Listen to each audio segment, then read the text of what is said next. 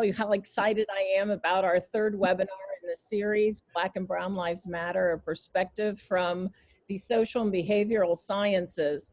And I've been waiting for it all day. And so I'm looking forward to what you have to say. Thank you so much for doing this. I want to thank Stuart, all the participants. Today we have Bianca, Jesse, and Lucy. Lucy Sato. Lucy, yeah. Thank you, and thank you so much for being with us. I'm going to let you run it from here, Stuart, but I did want to give you a special thanks. Okay, thanks, Lynn. Okay, let me welcome everyone to the third installment of the Diversity, Equity, and Inclusion webinar series. It is sponsored by the College of Arts and Sciences. I want to acknowledge the Dean's support in this. The title of our webinar, as you might have already heard, is Black and Brown Lives Matter, a Social and Behavioral Science Perspective. My name is Stuart Wright. I'm the chair of the Department of Sociology, Social Work, and Criminal Justice, and I am your moderator today for the webinar. We have three panelists, and let me introduce them to you. I've asked them to send me a brief bio, which I'm going to read. First, we have Dr. Bianca Easterly. Wave, give us a wave, Bianca. Thank you. Dr. Easterly is currently Associate Professor in the Department of Political Science at Lamar.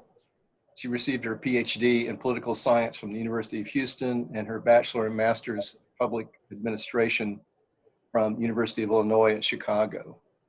Dr. Easterly's interests include American and state institutions and politics, public policy, federalism and intergovernment relations, and judicial process and behavior. Her research broadly explores morality policies and the political institutions that enhance elite responsiveness to public opinion. Her first book, Chronic Silence of Political Parties in End-of-Life Policymaking in the United States, retraces the legislative history of the Right to Die movement to examine the impact of the absence of the two major political parties on the diffusion of innovation. Her work appears in such journals as Law and Policy, Policy Studies Journal, Social Science Quarterly, Interest Groups in Advocacy, and Death Studies.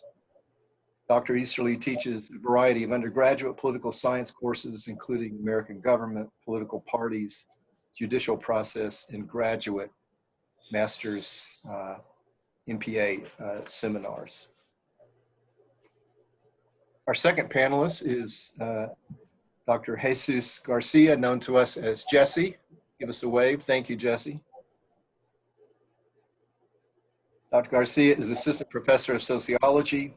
He has been at Lamar since 2013. He first came to us as a visiting assistant professor, and we were able to successfully convert him to tenure track. Jesse earned his bachelor's and master's degree in sociology at the University of Texas Pan Am and his PhD from Texas A&M University with an area of concentration in race and ethnic relations. Other areas of research include border studies, immigration, and social theory. His research has produced a number of journal articles and book chapters with titles that have relevance for us in our discussions today. Titles include 20th Century Theoretical Limitations, 21st Century Contradictions, Neutralizing Racism, and Reclaiming Whiteness. Another title, Resisting Assimilation and Other Modes of Integration. Another title, Minority Philosophy for the 21st Century, and Modernization and Social Adaptation of the Lower Rio Grande Valley. He's first author on a recent publication entitled Assessing Assimilation of the Borderlands. Jesse is currently lead investigator on a second generation canvassing of the Border Life Cultural Practices Survey that will be able to compare current findings with those collected over 20 years ago as a means of measuring assimilation and the structural and cultural integration of Mexican Americans, and other Latinx groups. Our third panelist is Dr. Lucy Tosado. Lucy, give us a wave. Thank you. Hi, everyone. She is Assistant Professor of Criminal Justice in the Department of Sociology, Social Work, and Criminal Justice. She obtained her bachelor's degree in accounting. She has a master's degree in management information systems and a PhD in administration of justice from Texas Southern University in Houston. She teaches corrections, cybersecurity, and digital forensics to undergraduates, in criminal justice policy, criminal justice planning and evaluation, and cybercrime to graduate students. Her research interests include reentry programs for incarcerated populations with evidence-based practices leading to lower recidivism rates. And she also researches cybercrimes and cybersecurity. Welcome, panelists. Thank you. Thank you so much for agreeing to participate. So I prepared a written statement, which I posed to our panelists. They've had a chance to read it. They've had it in their possession for a few days. And I want to read the statement and then ask our panelists to initially respond. The widespread Black Lives Matter and police brutality protests in the wake of seemingly unending incidents of police shootings of unarmed Black men, mostly, and women produced a shocking backlash by violent supremacists, armed militias, and far-right counter-protesters.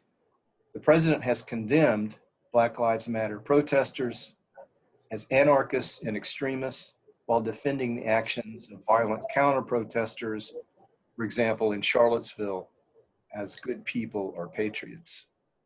Moreover, in September, the president issued an executive order halting cultural diversity training in federal agencies and also among subcontractors, even grantees. That would include universities accepting federal funds through federal grants. Taken together, it is evident that racism in this country runs much deeper than many of us thought. So my first question to the panelists, and I'll proceed in the order they were introduced. Does this surprise you? Why or why not? Dr. Easterly? Well, before I answer the question, I want to first thank Dean Maurer and the college for putting this event together. And Stuart, thank you so much for inviting me to serve on this panel. So as a person of color, I am not surprised by any of this. And we can talk about lots of events and political actors that perpetuate overt and covert racism in America.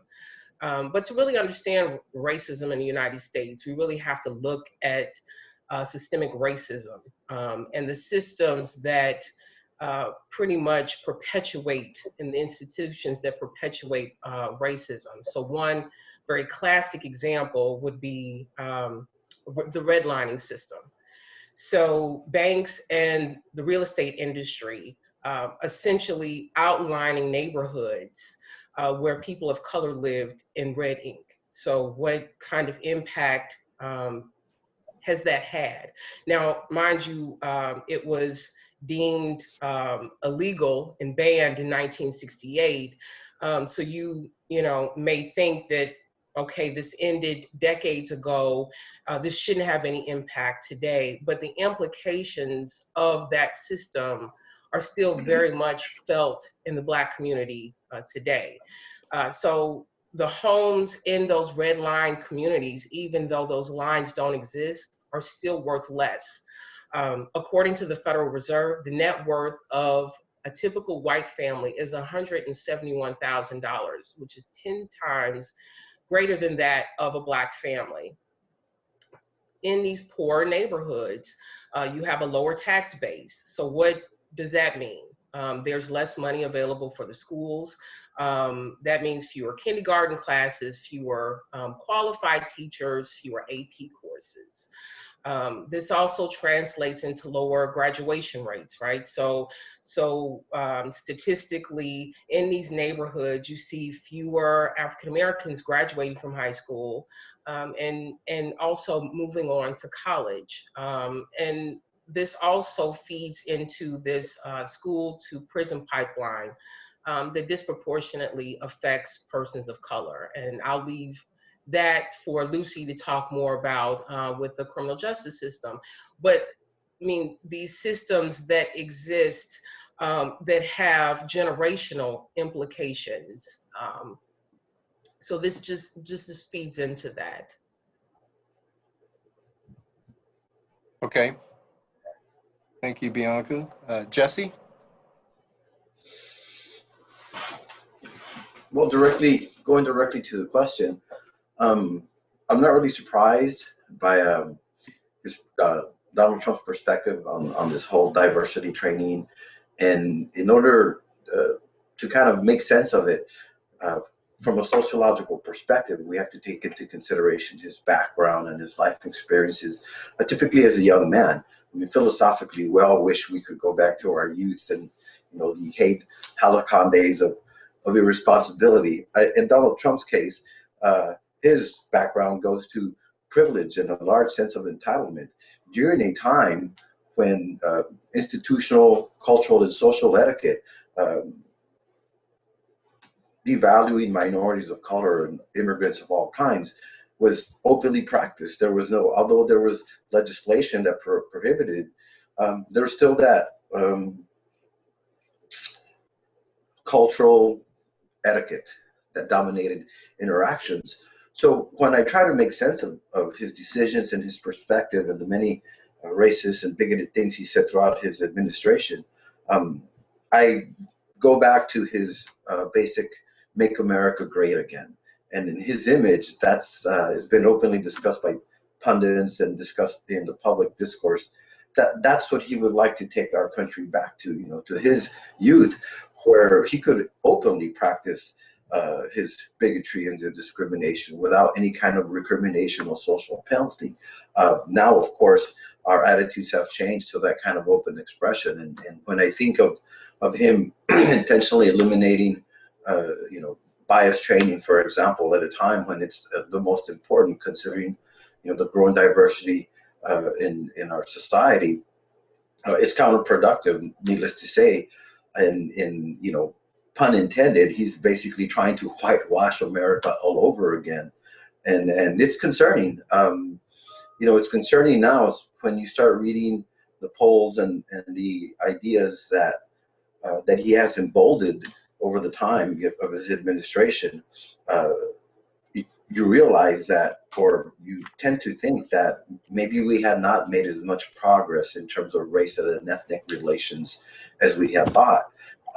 We see that people are very supportive and actually amplifying his very not so subtle racism and bigotry. So no, I'm not surprised by his decision. It concerns me more the way that people have responded to it. That's yet to be seen in terms of bias training, but in general,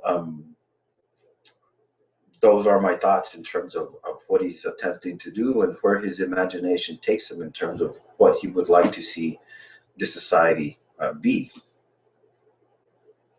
Okay. Thank you, Jesse. Dr. Sasato, your thoughts? Well, I'm not surprised, but what I've found from my research and of course from my experience in the short time I've been in America is that just like Bianca said, racism has been has expanded in America due to institutionalizing and the policies that have helped to make racism sit in America. And if you go back all the way back to Nixon, you will find out that racism has created policies. I mean, governments have created policies that have expanded racism in the society. And talking from a criminal justice perspective, for example, we look at Nixon's war on drugs. It started with that. And then Reagan continued by expanding sentencing laws that were more punitive. And of course, this affected minorities more because they were more affected by the war on drugs. And then Clinton also contributed by creating the community policing, which was supposed to provide a solution to some of the problems. But the unintended consequences, I would call, those also expanded police presentation in minority communities.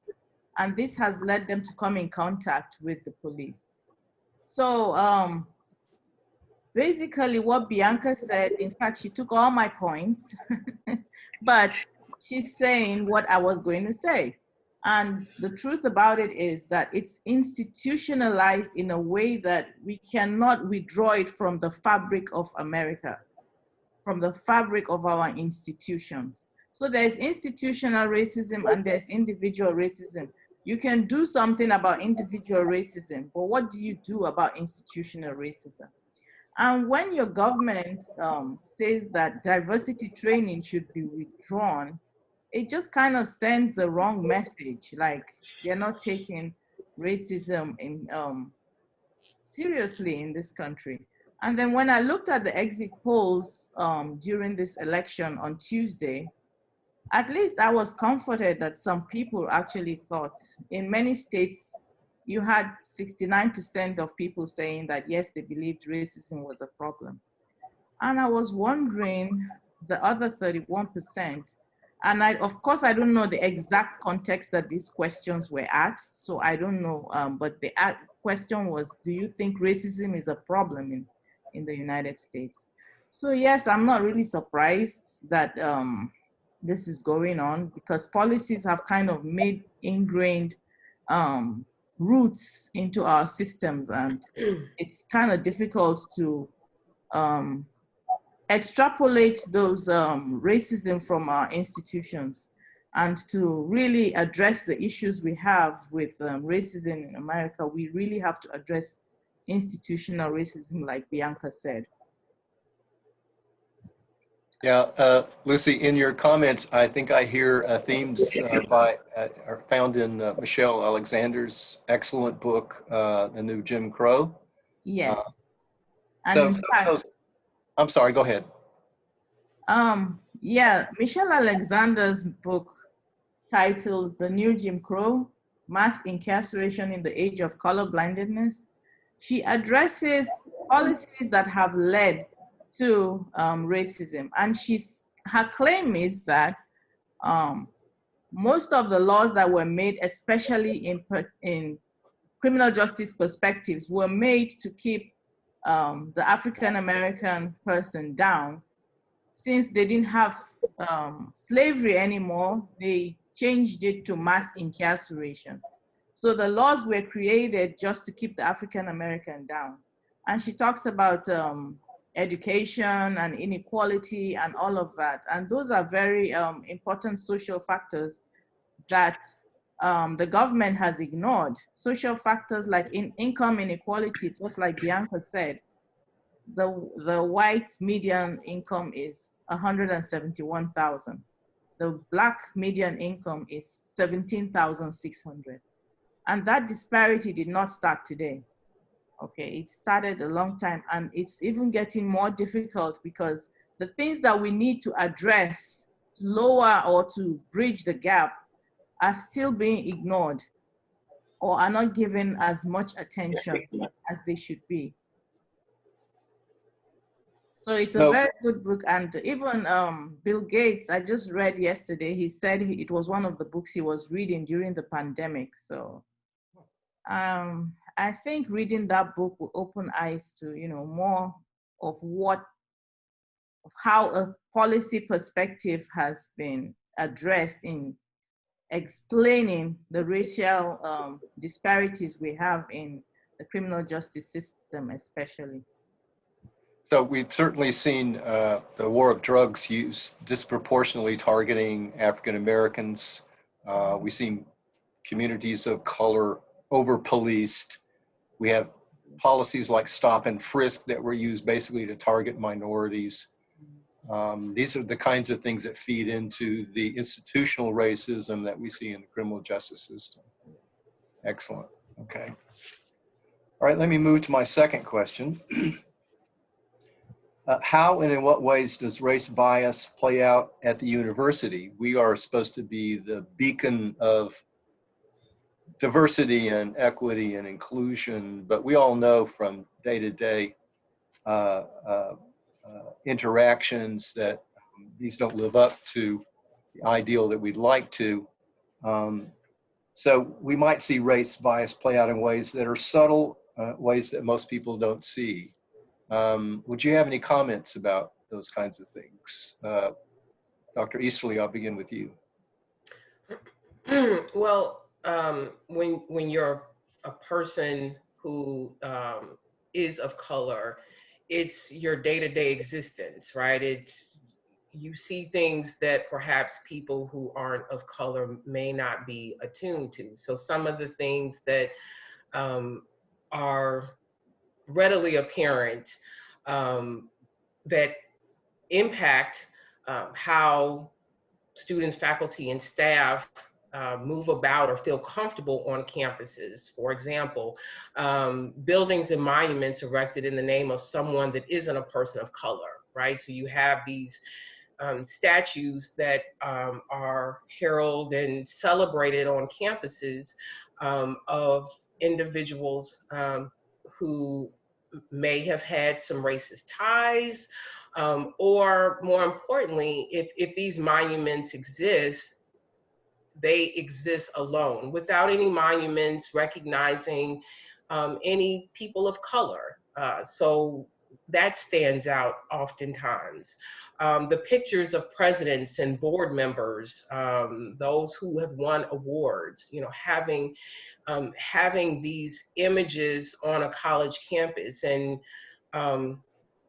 you know, I have been on enough college campuses, and you see these pictures and you don't see faces that look like yours.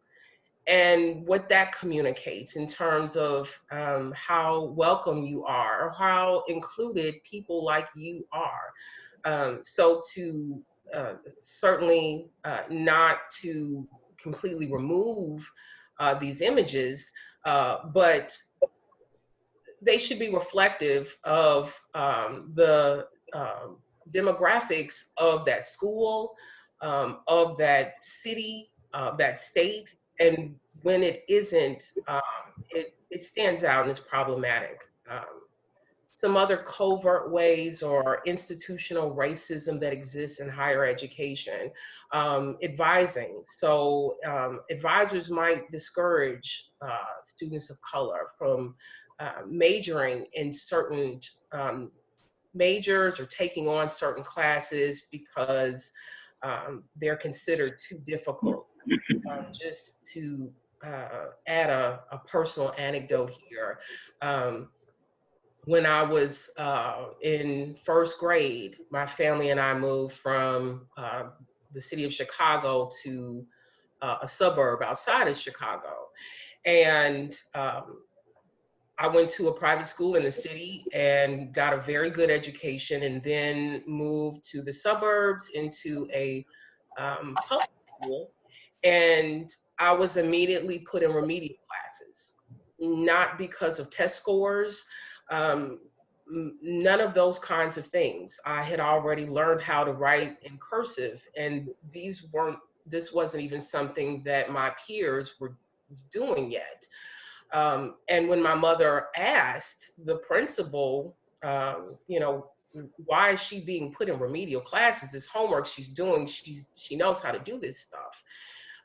All that was told to my mother was that, well, we figured she wasn't quite ready because of the school she came from. Michelle Obama talks about a similar situation in her book, Becoming. So it's not just me, it's not just Michelle Obama. These stories are perpetuated and ongoing across K through 12 education and also in higher education as well. So these assumptions are made because of your color. You are not able to do certain work or handle certain coursework. Other ways that racism plays out, or there is racial divisions that exist on college campuses. Students of color are oftentimes left out of study groups and study networks, especially if they are one of the few in the classroom. And while a faculty of color may be attuned to the fact that there are only 2 or 3 minority students in their classroom and want to address that, a faculty member who is not of color may not pay any attention to the fact that these students are sitting in the back of the classroom, that they're not raising their hands and participating because they don't necessarily feel comfortable, that they're not being invited to participate in discussion groups or study groups and all those kinds of things that could potentially make a difference in terms of their outcomes. So these are just a few of the ways that I think racism plays out in universities. Hey, and Bianca, when you were talking about the statues, I was reminded that there are universities across the South where there are still Confederate statues on campus. And the one that stands out to me, of course, is Charlottesville. One of the reasons that the white white supremacists showed up and marched in Charlottesville is because the University of Virginia was going to take down a Robert E. Lee statue. And some people don't see that or didn't realize that was still on their campus in the 21st century. So yeah, not just white faces that are all over campuses, but in some cases, those who were memorialized for slavery and took the position of pro-slavery in the Civil War. Right. Jesse, to you, same question. Well, in very, very broad and general terms, what you see on campus is essentially a microcosm of what you see off campus. So it's not so much calling attention to it, because really people might interpret calling attention to it as one being too hypersensitive. And of course, now you could potentially be labeled as a non-team player, or students might also respond to it in terms of, well, he's being too vocal about minority issues and he's pushing the political agenda. So it's not so much that it doesn't exist, it's how are you going to deal with it as faculty yourself. In many ways, this has to be done in a passive manner, and kind of go with the flow of things. And again, it's difficult to explain to people who don't experience it directly. They may not recognize it, as Dr. Eastwood kind of pointed out, Easterly points out. It's difficult for others to perceive your own experiences. And of course, when you point out your experiences, oftentimes you're dismissed as being subjective or hypersensitive. So it kind of defeats the purpose. And over the course of time in multiple campuses, you kind of throw your hands up and, well, what can you do about it? And you just kind of try and tolerate it as much as possible without getting all emotional about it. So there's really no denying that it's there, and there's not much you can do. Perhaps over the course of time and changes in people's attitudes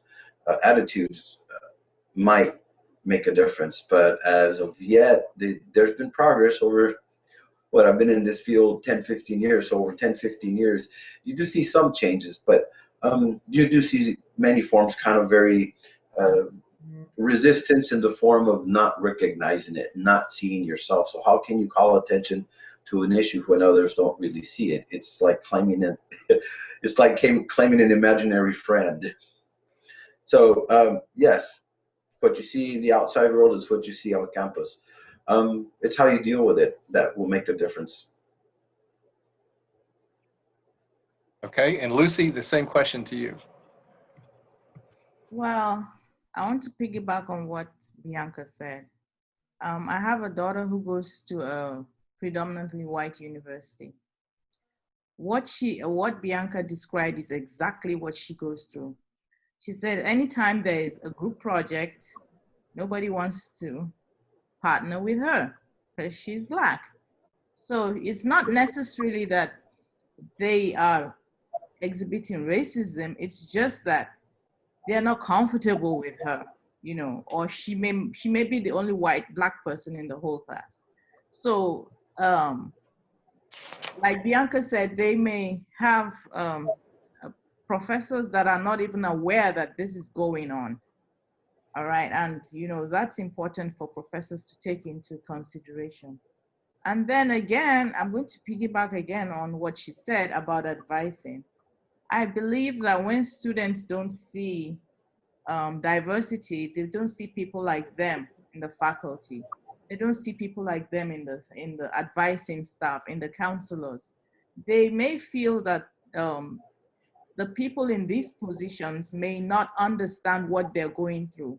So they may not be necessarily free to, they may feel that they are not free to speak with an advisor, for example, or that an advisor would not understand what they're going through, what challenges they have on campus and things like that. And then another thing is the assumption that if you're Black and probably you're in a place where most of the people are not of your color, probably you're not there based on merit. Probably it's some affirmative action that has allowed you to be in such a position. So that's one of the things I think might could be a problem on campus, you know, for our students. And our minority students may feel like they are not being seen or heard because they don't see a reflection of themselves in the general society. And that might not be a problem in Lamar generally. It might be a problem in maybe a particular major, for example, like maybe let's say engineering or something like that. So maybe a student in engineering who is a minority might feel they're not being seen or heard, you know, in their perspective. And the last thing I want to say is when teaching, just like Dr. Garcia said, it's a challenge. How do you ask a question, for example, based on race and expect students to respond based on their perspectives of the books you have assigned? Most times the question I get or the challenge or pushback I get is, you chose a book that aligns with your perspective. So how do you get a student to understand that racism actually exists? Oh, Black minority incarceration is higher than everybody else. And they say, no, oh, it's because they commit crimes. They ignore all the policies. They ignore the school to prison pipeline. All those things exist. They have been adequately researched. They ignore the social and economic factors that have brought about these problems. So that's one of the challenges as a professor may face in teaching issues that have to do with race, especially when it comes to race and crime. For example, on my end, I'm wondering how it's possible that at this stage, somebody does not understand that police brutality and the relationship with the African community is a problem. The African American community is a problem. At this stage, after all the information we have and after all we have seen with George Floyd, with Ahmaud Arbery and Breonna Taylor, and there are still people who don't think this is a problem, you know. So I mean, both on a student and faculty perspective, there are issues there that we may not necessarily have so covertly at Lamar, but there are issues that we might need to have focus groups to find out more about. You know, ask students what they're actually feeling in this time of Black Lives Matter. What exactly are you feeling? Because even as we are here, I can say we're making assumptions, right? And we're talking based on our own perspectives as well. The students may have a larger perspective that we are not even thinking about as faculty or staff. Thank you, Lucy. I appreciate those comments. You said some things that I think would make a perfect segue to my next question. I'm kind of skipping over this third question. I'm take note. How comfortable are you teaching about these kinds of issues, race-based issues in the classroom? And what can we do better to pursue the aims of diversity, equity, and inclusion on campus? What are we doing wrong and what can we do better? Bianca? Excuse me. Well, in terms of my comfortability, I'm a political scientist. So you can't talk about American government or the courts or political parties without delving into race. So I realize that the comfortability that I have in talking about these topics may not exist in other disciplines or even other courses. But I think there's still an opportunity there for everyone to create um, a space in their classroom that lets all students know that they are included and that they're welcome. So what are some of the ways that can be done? Statements in syllabi that communicate and define respectful communication in the classroom, you know, creating opportunities for discussion, but having having rules of engagement. If we're going to have these conversations, we can't do name calling. That's not acceptable. If we, you know, you can disagree, but you need to respect other people's ideas and thoughts and communicating them. So I think that's a great start.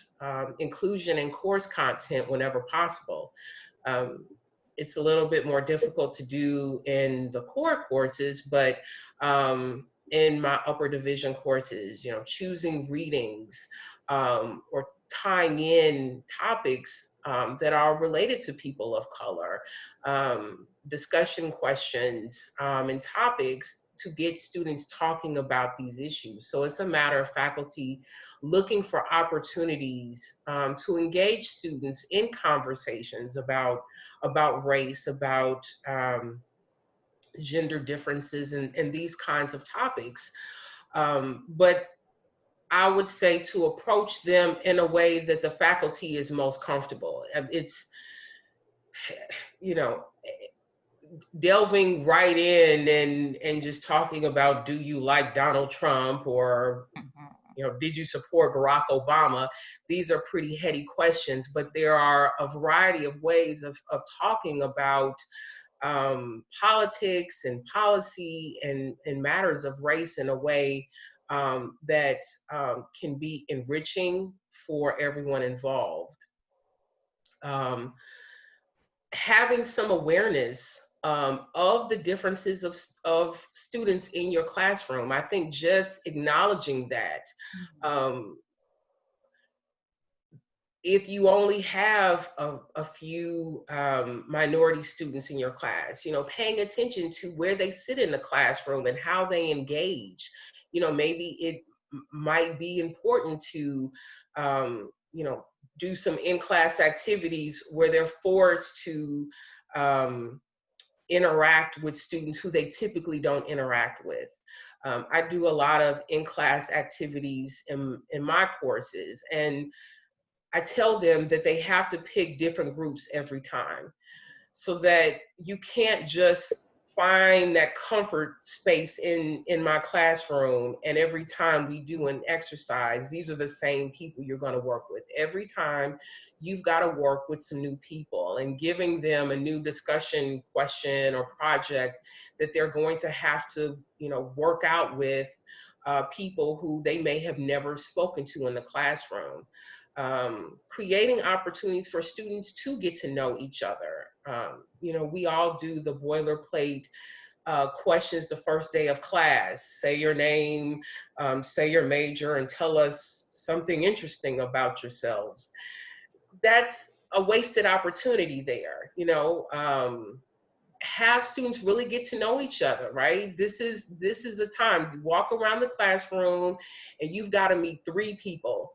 And then you've got to introduce them, force them to get to know each other and to interact with each other. If they're not choosing to do this or they're not comfortable in doing this outside of the classroom, then I think as faculty, we can use our classrooms as an opportunity to make those connections that may carry out outside of the classroom.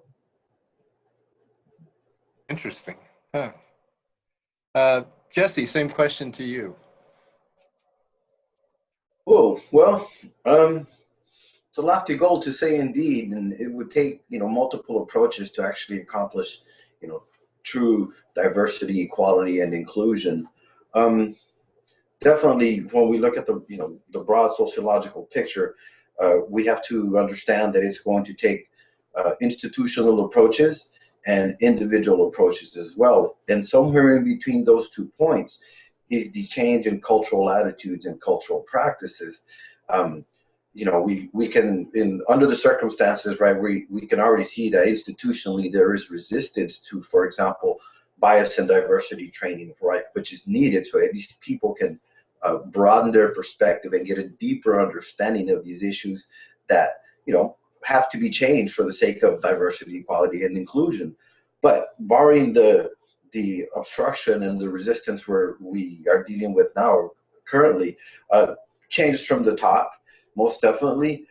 In terms of the individual, it's mindfulness, right? One has to be self-aware, at least on a humane, civil basis, that especially, for example, at a university, we're all there for the purpose. We all, went through the same process of getting included into that institution. So, if we think about the sense of marginalization that minorities might experience, and again, this is the lack of inclusion. So non-minorities and minorities as well, first, the non-minorities, they have to be mindful that inclusion is necessary, that diversity brings advantages. And in terms of the minorities ourselves, it's not easy to say. We have to be patient and understand that these things are going to take time to change. Now, as faculty, what can we do in general, non-minority or minority faculty, it doesn't matter, is try to propose these ideas to the students. Try to assign them literature, maybe have conversations, definitely try to engage them on the topic. And of course, at the moment, because of social circumstances and institutional biases, students find it easy to dismiss, the ideas that you're proposing to them, especially if you're like one of the few professors that are actually advocating for those type of changes.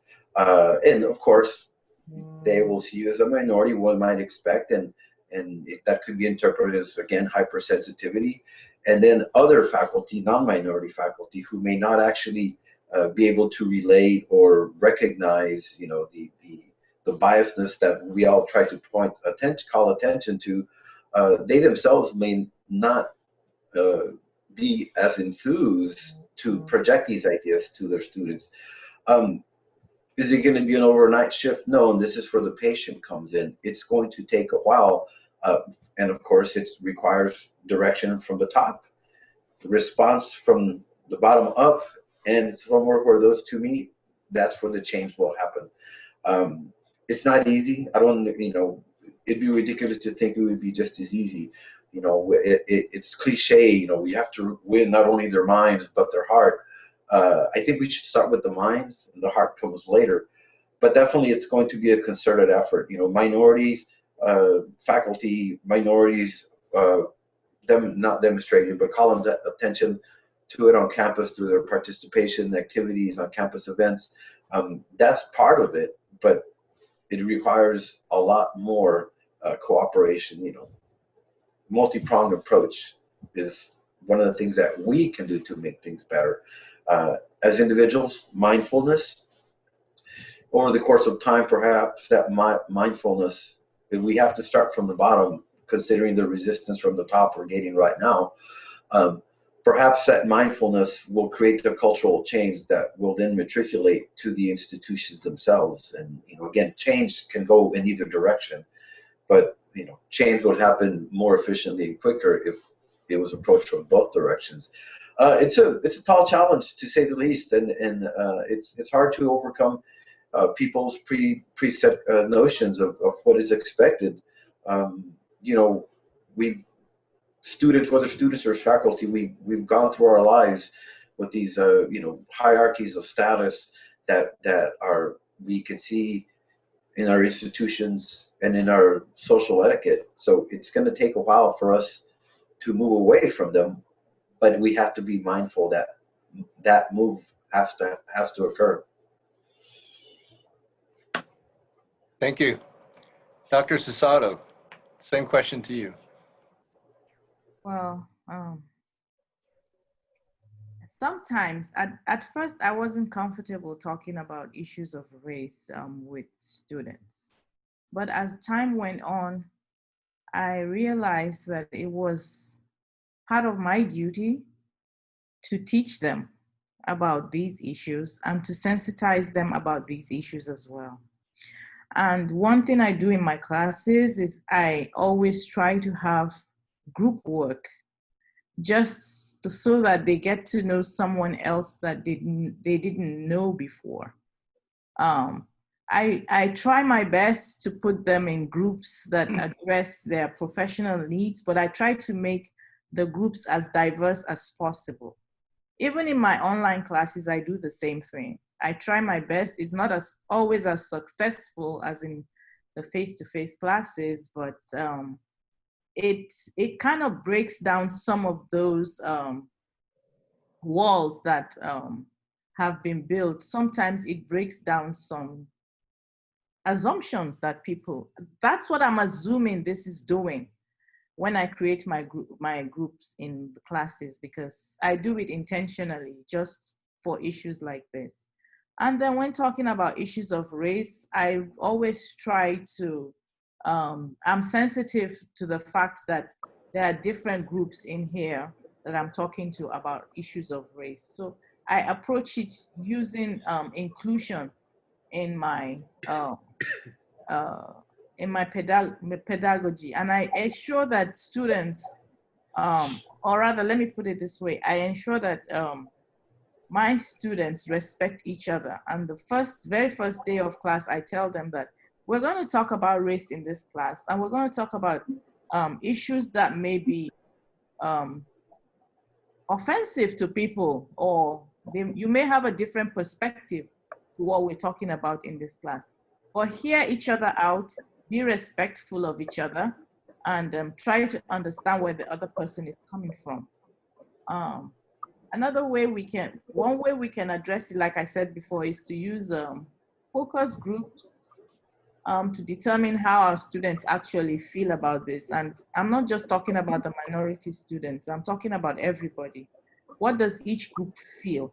How can we integrate these groups to understand each other's perspectives? And I don't know how we can do this. It's just a suggestion that I have. Another issue something else we can do is, of course, make sure that there is diversity in our staff, counselors, and faculty, so that students can see somebody like themselves in the classroom. There should be someone they can go to talk to, advisors, counselors, and things like that. Another suggestion I have is, and this may be beyond the university, but it's something that the university can look at.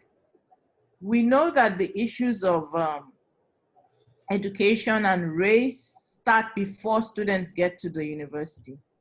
So if we can partner with K-12 to figure out how we can address some of the issues of income inequality and educational disadvantages before students get to the university, it will really help so that when they get here, some of those challenges have been addressed. And then the last thing is we need to include research that has been removed or not addressed in mainstream teaching.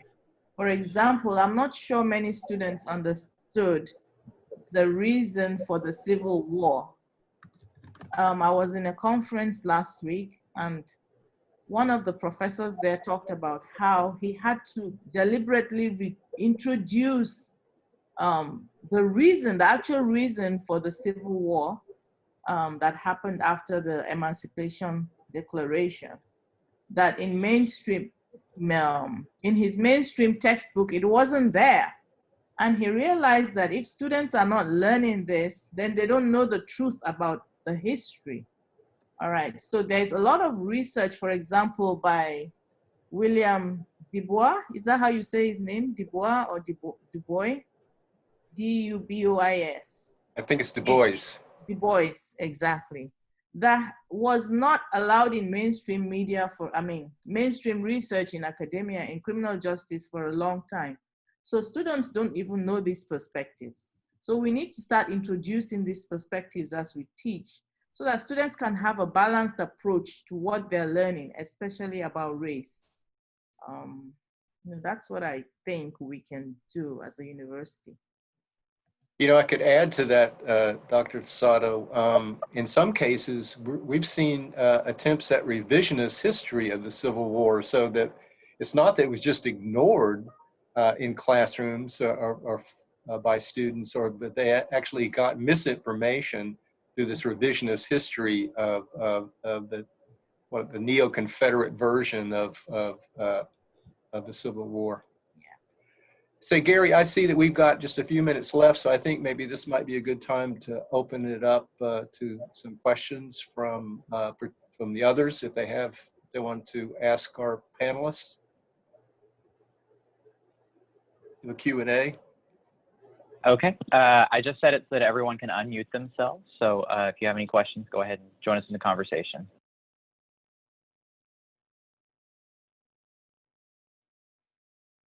Yeah, I'd just like to say, Jesse, when I was listening to your comments, the hardest course I've ever had to teach, and I've been teaching for over 35 years, is race and ethnicity. And I'm the white guy, right? But it's still the pushback and the claims of reverse discrimination are so frustrating to have to deal with these students. So I know this has got to be a hard course to teach, and I can't imagine teaching it as a minority person because I'd be discounted completely because it would be seen as just propagating my own perspective or what have you. Yeah, noted. This is why kind of the idea has to, for it to really take effect, all professors have to do it. And again, it's hard to encourage enthusiasm in some professors, right, who may not directly relate. And more significantly, it's even harder to motivate the students to recognize it.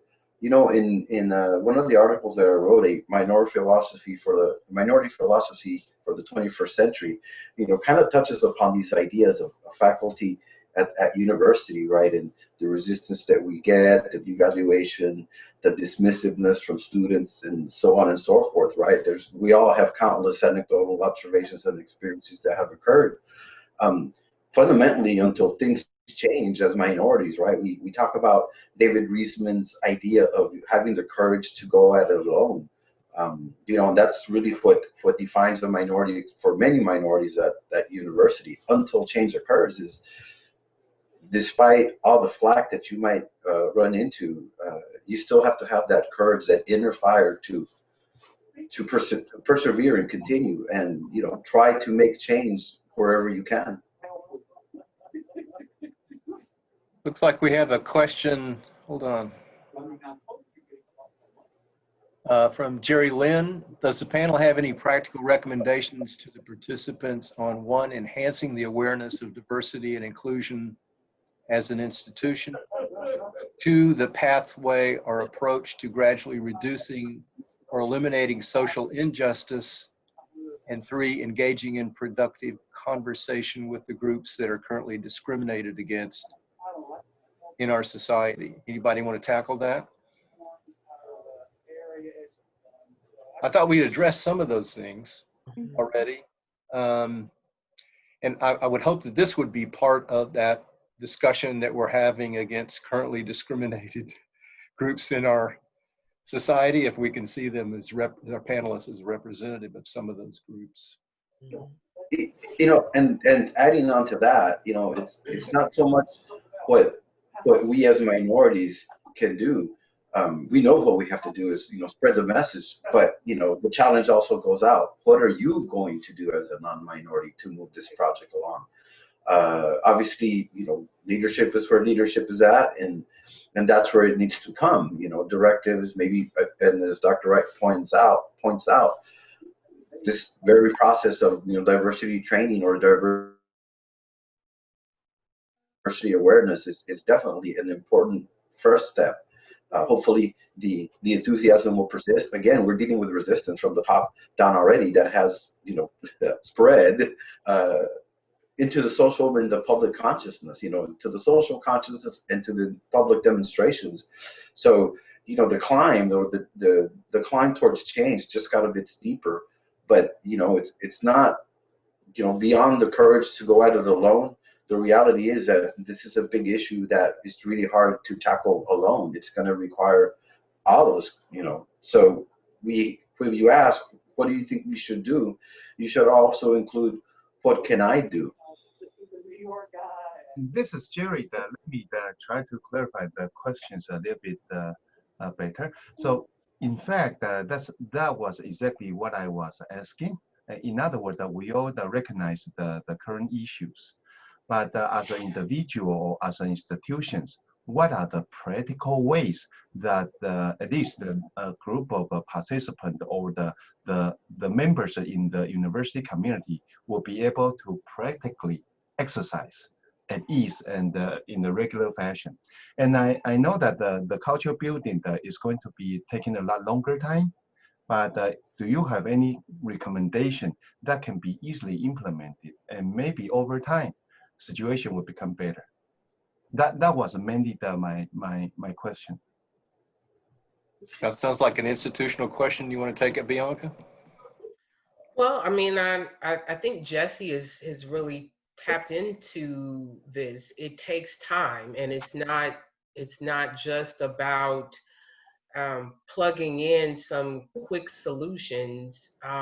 It starts at the top, and, you know, pretty much sets the tone for the rest of the university. So it has to be a university-wide commitment to change, and it's.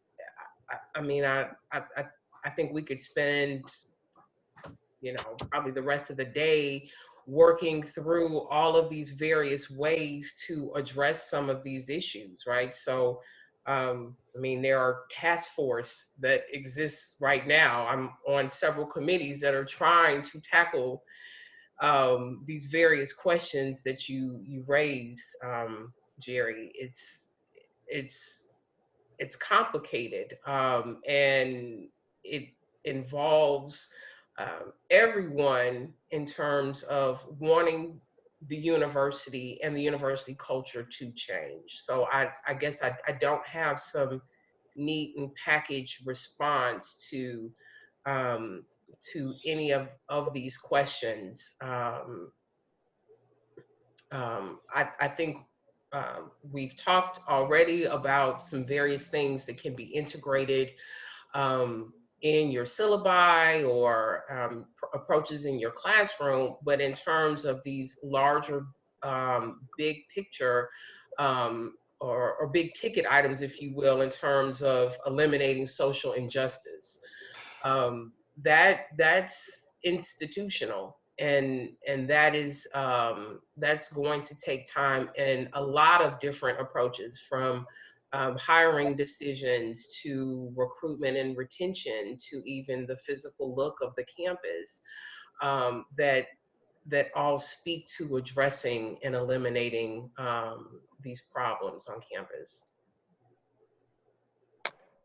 Gary, I see we're close to running out of time here. I don't want to cut anybody off. If somebody has one last pressing question they'd like to ask our panelists, this would be the time. Hello, Yeah? this is Chen Xian.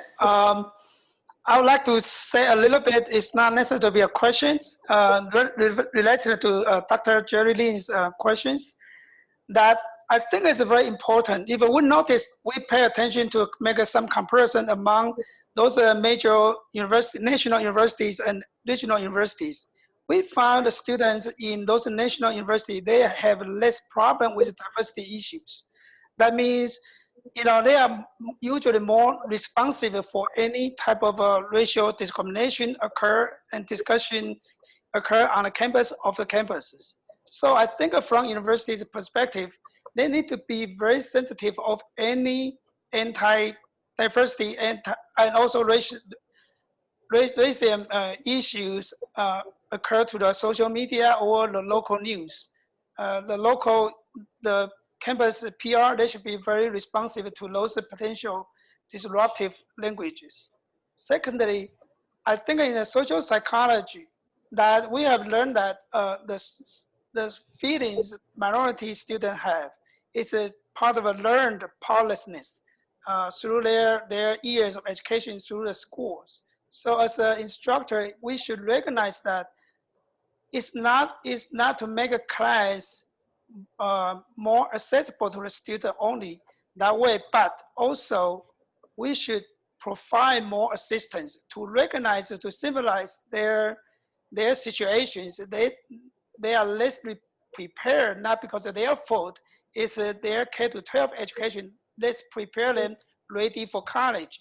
So in that part, when they go to college, they are more likely to encounter those challenges they are not being prepared for. So we should recognize that and provide them the pathway to reach their goals, just like many mainstream students able to do. Okay. Thank you, Dr. Lin. Well, I think I'll stop there. I want to thank our panelists. I thought this was an excellent panel, a great discussion. Dr. Maurer, I think we have three excellent minority leaders here for the future. So if you want to tab them for leadership positions, I can certainly recommend them. Thanks everyone for sticking around, and I'll call it quits here. Thank you. Thank you, so Stuart. much. Thank you so you. much Bye-bye. for the opportunity to speak. Thank you. I appreciate all the effort you put into this, and I'm not going to tap them right away because there is that, you know, overburdening of people. But everyone knows there is a new diversity advisory council coming up to me, and if you are wanting to join the council, I want people who are interested in that. You will advise me, but really decide on what the initiatives are for this college in terms of diversity, and give us suggestions in terms of new initiatives such as these webinars or other things that we can do. I have someone, I think, from every department now, but I will still welcome anybody who's interested in that council. And it won't be too much work. Thank you again for your wonderful insights today. The best faculty. Thank you so much. Thank you, Dean. Thank you so much. Thanks, everybody. Thank you. Thank you.